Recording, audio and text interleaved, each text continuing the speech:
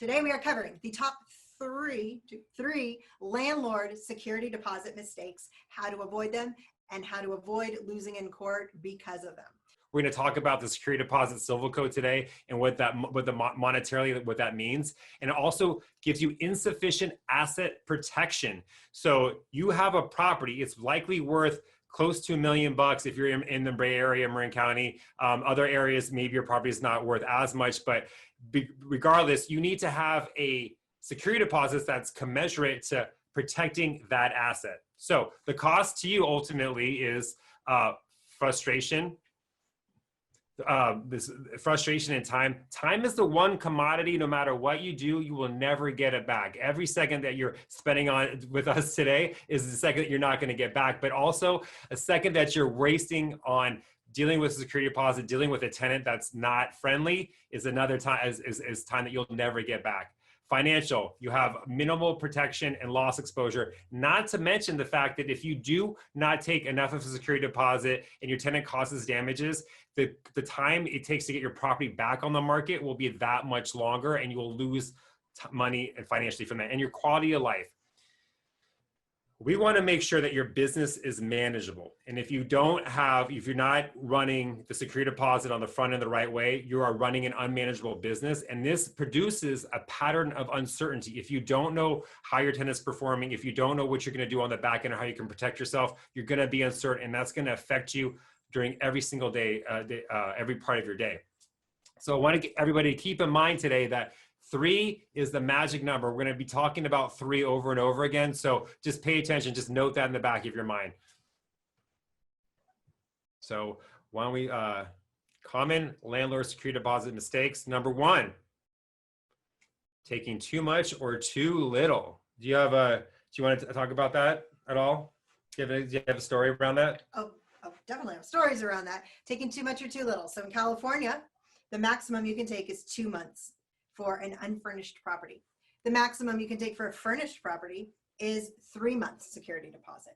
What we see frequently when landlords come to us with problems is that they have taken usually too little, I would say. Usually they're taking 1 month security deposit, and we'll talk about how people allocate it differently. Yeah. But we've also seen people taking too much.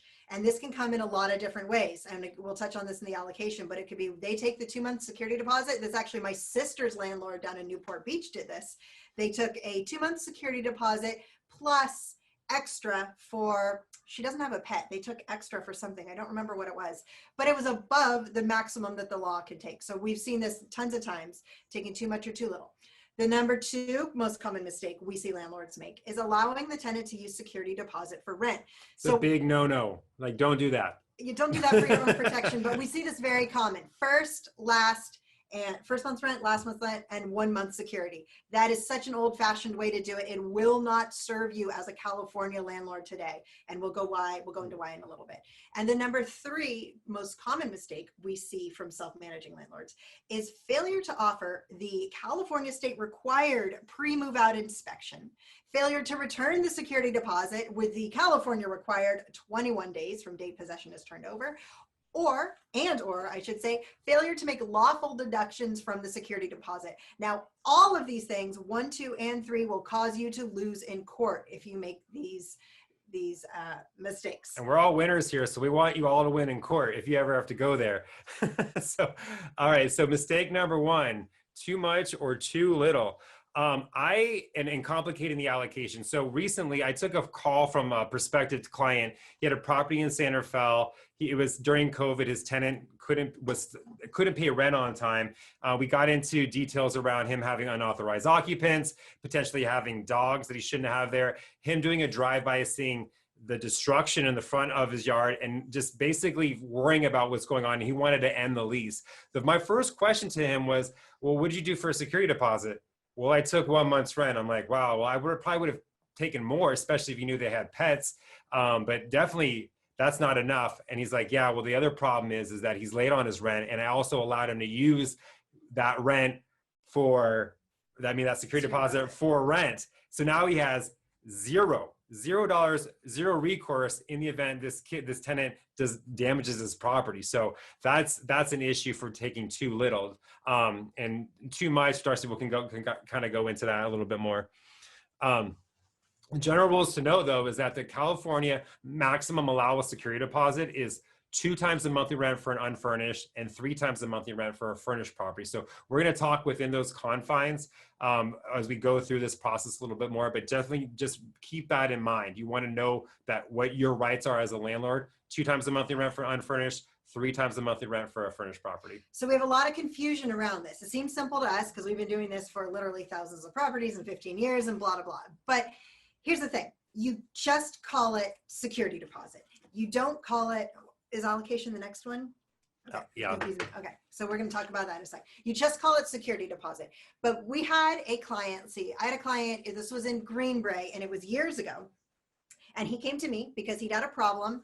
He'd had a tenant who took him to court over a security deposit dispute. He got into court, and not only did he lose, but the judge slapped him with a maximum fine, which is 2 months of the amount of the security deposit. No, it's two times the amount of the security deposit. And in California, the maximum allowable small claims court is $10,000. So if you're going to get hit with a small claims court, you're exposing yourself to at least $10,000. If that tenant wants to go after you for more money, then he can actually hire an attorney. Yeah, who would be working on contingency. So it's not actually going to cost the tenant anything. But it will cost you money because you have to defend yourself. Sure will. And depending on what your lease says, you may or may not, even if you're in the right, you may or may not be able to hold that tenant accountable for any attorney's fees. But back to the story about the landlord who came to me in Green Bay. So he had taken more than the maximum allowed. Maximum allowed, 2 months security deposit for an unfurnished. He had taken more. The judge had seen that he'd broken the law, and it didn't matter what his claim was. It didn't matter what damage the tenant had done to the property. That landlord broke the law. So that particular judge went ahead and slapped him with the maximum fine, which was 2 times the amount of the entire security deposit he could take it. Now in Marin, the average rental around here, if you're talking about single family homes, is about $5,000-$6,000 a month. So the average security deposit, $10,000-$12,000, times that by 2, you could be looking at $24,000 in just damages just paid to that tenant. And again, that would require regular court. You'd be out of small claims court, so you'd have attorney's fees as well in that case. So these are real damages we're talking about for violating this rule. Now, people get confused. They say it's not security deposit, it's pet deposit or cleaning deposit or last month's rent. California, what does California think about all this, Christopher? It's just 2 times the monthly rent is security deposit. It's all security deposit. But we're going to get into that, I think, in the next slide.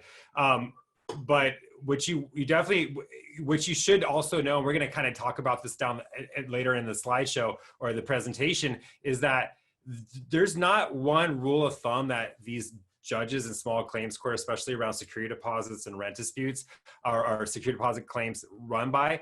It depends on who you get on that day and how they're feeling about their day. They could be in a good mood or they can be in a bad mood, and you don't know what you're going to get, and you don't know how they're going to rule based on that.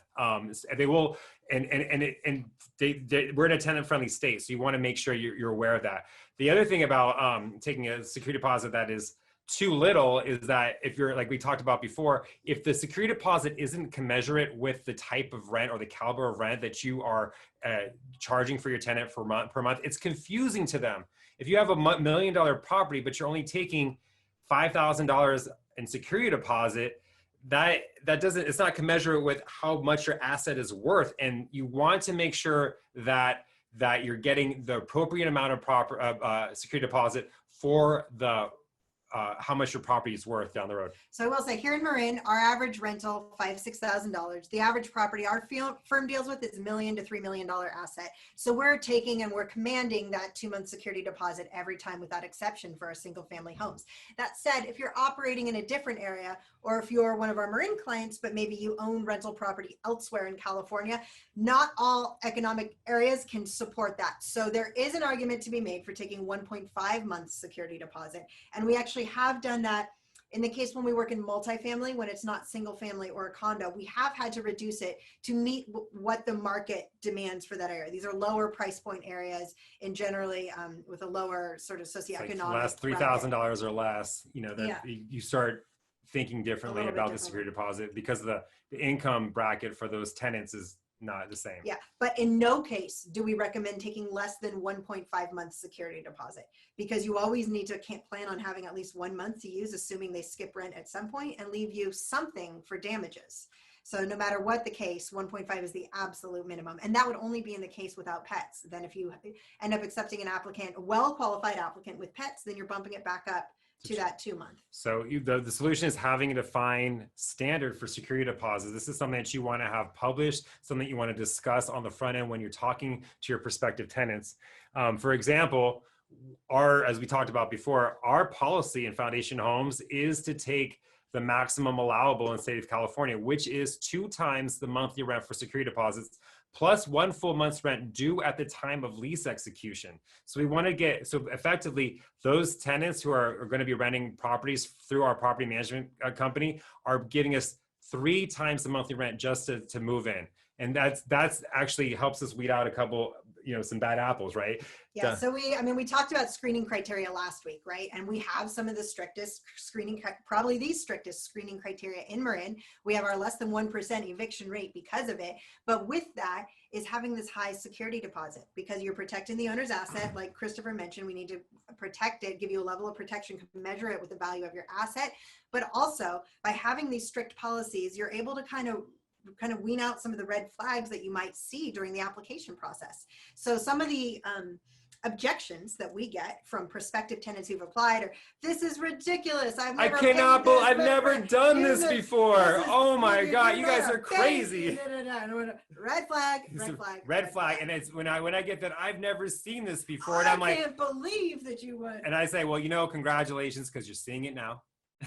You're seeing it now. How do you want to proceed? Yeah. If they want to push back, we kind of walk them. We don't want to deal with them, because that is a huge red flag. When we've ever thought about or had an owner make concessions, it always works out poorly. In the meantime, stay safe and stay healthy, be positive and test negative.